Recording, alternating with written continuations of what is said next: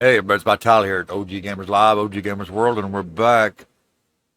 And we're still on the ASRock Intel Balanced build, but we're wrapping that up with these series of videos here. We've ran the benchmarks, and how did it do? Surprisingly well, actually. Over and use the benchmark. This is the scores here for gaming: 142%, desktop 114%, workstation 150%, UFO. Leave this up for a minute so y'all can read that. Y'all can pause that here and read it. Let's move on to the next one. I don't have any overclock going on the CPU, so it's going to score about average, just a little bit above average. The video card, on the other hand, set the high score for an Intel Arc A770 at 123%. That's the top score. Let's the rest of the system. It performed as expected. There's no tweaking or overclocking going on, so that's all right where it should be. Let's get over into 3D Mark. Boy, do we have a mixed bag here, but again, surprisingly, the A770 has done better than expected. In Time Spy, we scored a 14,192. And this is this build right here, the Intel Core i7-12700K with the Intel Arc A770. The high score on all my tests was the custom build I did for the young man in California at the end of the year.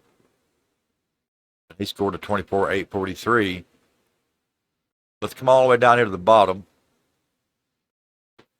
This is my production rig that I normally use. It's an AMD Ryzen 9 5900X running the RTX 3090 Ti, and it scored a 20,716. Good numbers. But that 14,192 is not that far off of that. Here's the same test with an Intel Core i7-6700 and a RTX 2070 Super. We only scored 8801 there. When we tested the Arc A770 in the AMD build using the Ryzen 9 5900X, it scored a 13771. So we did see a little better results using the i7. That's about expected. Port Royal. We scored a 7577. Let's go all the way down here to the bottom, where in 2020 I tested Port Royal on the Threadripper build, and at that time I tested it with a GTX 1070. It only scored a 1,195. Here's the same Threadripper build with an RTX 3090. It scored a 13,269. Here's Port Royal with my production PC, the AMD 5900X, and a RTX 3090 Ti, and it scored a 15,395. All the rest of this is testing the 2070 Super and the Arc and the AMD builds and stuff like that. It doesn't compete with the 3090 Ti and Port Royal, but I did not think that it would. It still scores well overall. Let's check out Night Raid.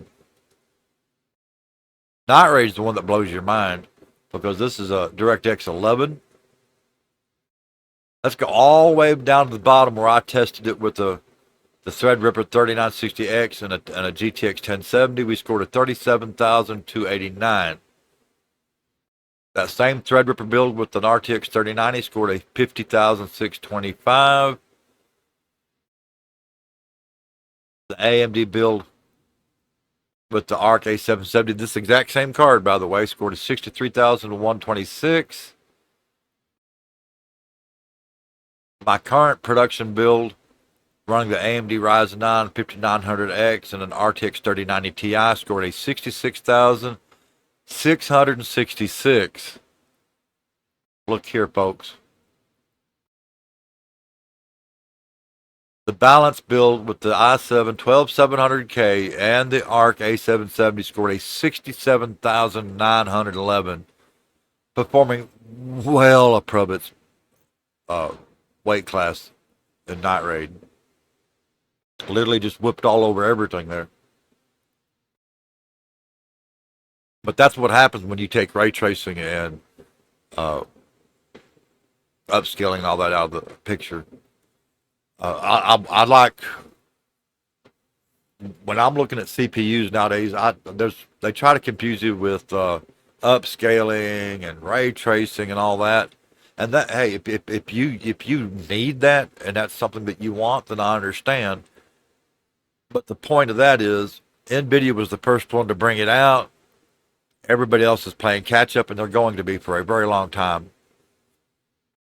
And I personally don't use ray tracing, and I don't use upscaling, so I want to know how my cards can perform with raw horsepower. And that is one of the reasons I'm so impressed with the Arc A770. Let's check out Power Strike. Again, a respectable score out of the Arc A770, the Intel Balanced build. We scored a 28,163. The custom build for the young man in California is still the high score leader here. Let's come all the way down to the bottom. This was the AMD Ryzen Threadripper build running dual Quattro M6000s. And it scored a 15,824. 1070 actually outperformed it in that test. My AMD Ryzen Threadripper 3960X running an RTX 3090 scored a 28,613. A Threadripper build with a 3090, folks. 28,613. We scored less than 400 points under that with an Intel i7 and an Intel Arc A770. There's the i7 build with the 6700 and Arc 17,000. There's my production system with an AMD 5900X and an RTX 3090 scoring 39,558. Yeah, again, I don't expect this to compete directly with that 3090 Ti, but it is performing well above its weight class. And part of this has to do with not just the GPU, but the CPU. That 3960X, that Threadripper, that was a beast on all core workloads. Single core, not so much.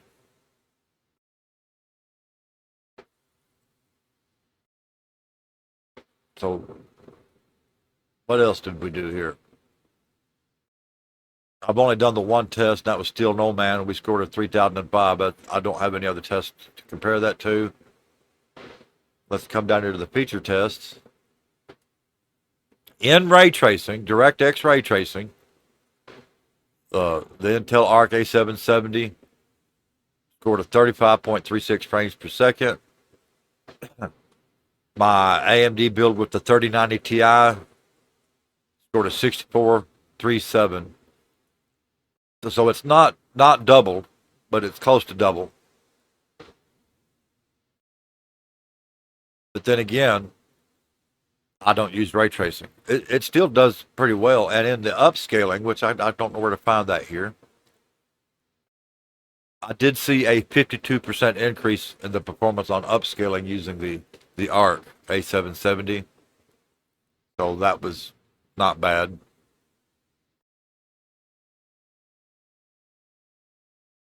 I know I'm starting to sound a little bit like an Intel Arc fanboy, and maybe I'm becoming one, because the more I use that card, the more I like it. I used it about 2 months last year, and I liked it then, and then I put it away until I could get this balance build done. And I'm sorry that it took so long, but now that I have it done, I just keep getting impressed over and over and over again. There's a video up over here on my YouTube where we rendered out a 1-hour video, not a 10-minute video, not a 15-minute video, but a 1-hour video in 8 minutes and 34 seconds. And that was thanks to the Intel Deep Link technology. A lot of people don't understand what that is, but if you have an 11th gen, 12th gen, 13th gen, 14th gen Intel CPU with onboard graphics and an Intel Arc discrete GPU, you can use the onboard graphics of that CPU as an accelerator card for the GPU. And it makes a huge difference in streaming and rendering video and stuff like that. We cover all that in the other video. You can check that out. I'll try to put a link to it right here. Y'all can go check that out. Anyway, I hope that clarifies things about the performance of the Arc A770. I've said it before, and I've said it again, and I'm going to say it again. A lot of the mainstream YouTubers, they get a lot right, but they're getting even more wrong. That card at that price point is punching so far above its price point that it's ridiculous. But most of them, they fail it, or they give it poor ratings based on the early drivers from back when it first released, and its performance in ray tracing and XESS. And every bit of that has been fixed since the release. The improvements they have made just through updating the drivers is ridiculous, and they're still doing it. They're still improving. Every month we get a new driver, seems like, that fixes something. I haven't had any problems in any of the games, in my streaming software. I do have a problem with Streamlabs, but the problem is with Streamlabs. It's not the Intel Arc. We've figured that out. And hopefully we'll get it sorted. Either Streamlabs will get with me and we'll get it sorted, or I'll end up figuring it out myself. And when I do, I will put a video up covering that. But right this second, Streamlabs virtual webcam will not install. Just won't do it. And that's a Streamlabs problem. So yeah, that's where we're at on the Intel Arc A770. That we pretty well going to wrap up the series of videos with this one right here. We may have some things that come up that we want to discuss later, and if so, we will put those up and make that information available to you. But if you're looking at and don't take this wrong when I say a budget build, because a lot of y'all think of a budget build as a cheap computer. No. On the one hand, that might be true, but on the other, keep in mind that I normally build high-end production PCs that are like $6,500, $7,500 and up. And the fact that I'm building something that can compete with those on any level at this price point is ridiculous. If you had to build this computer today, and I'm gonna share a little clip of it right here.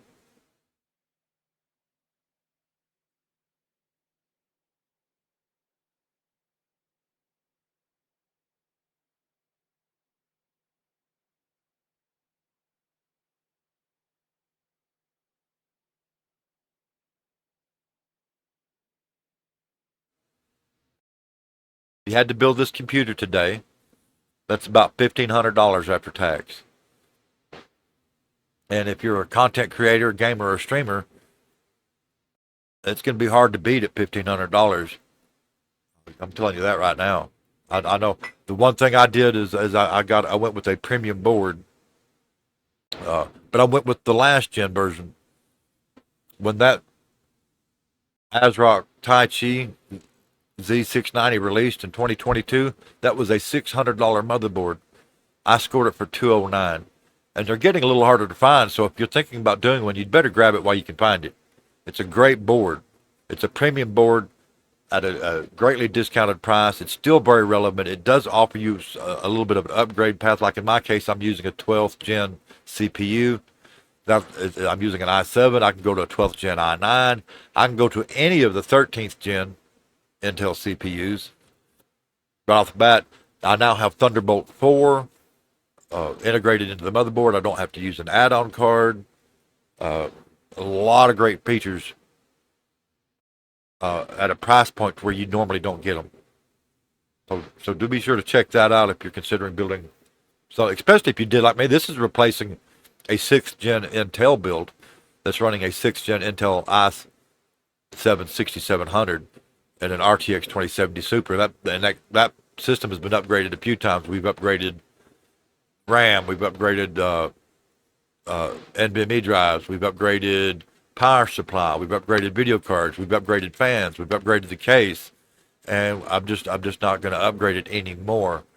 In fact, if I can't sell it at the cost of the parts, I'm going to end up doing a giveaway and give it to somebody that can use it. It's still a decent computer. It's just not where I need it to be for my workflow. So that's it for now. Until next time, this is my Tally over at OG Gamers Live, OG Gamers World.